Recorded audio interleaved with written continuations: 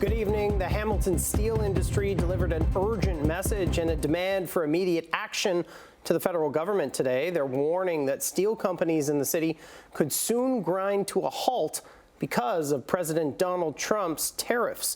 Al Sweeney is covering the story for us tonight and joins us with the details. Al. Matt, two of Hamilton's Member of Parliaments and the Chamber of Commerce met privately today with members of the city's steel industry. And they say they got the message about how devastating Trump's tariffs really are. Companies that make up Hamilton's steel industry have been reluctant to speak publicly all through the tariff war with the United States.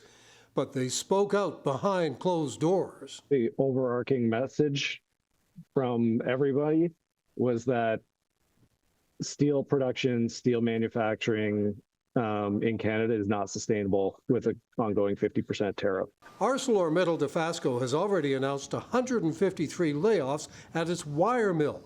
And the MPs say many more of Hamilton's 10,000 steel jobs could be endangered by Trump's 50% tariffs.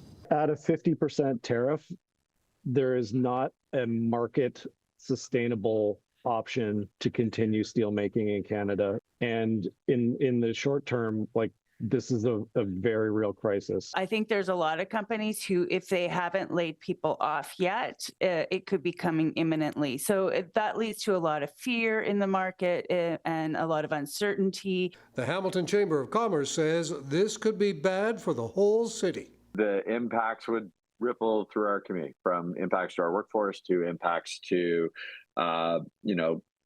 you just continue to work through our economy. We must reinforce our strength at home and safeguard Canadian workers and businesses from the unjust U.S. tariffs that exist at present. Prime Minister Carney announced yesterday he wants a trade deal with Trump within a month, or he's threatening counter tariffs. He doesn't say how much they'd be. But a joint statement from the Canadian Steel Producers Association and Steelworkers Union says Carney's move falls short of what our industry needs at this most challenging time. The Canadian Institute of Steel Construction says it's willing to give Carney time, but it's worried. We're struggling to wonder whether we're actually being heard by the government. We don't think that the measures announced are what are required at this point in time. Some of them are pretty weak. Others don't have a whole lot of facts or details related to them. But at this point in time, we're a little concerned.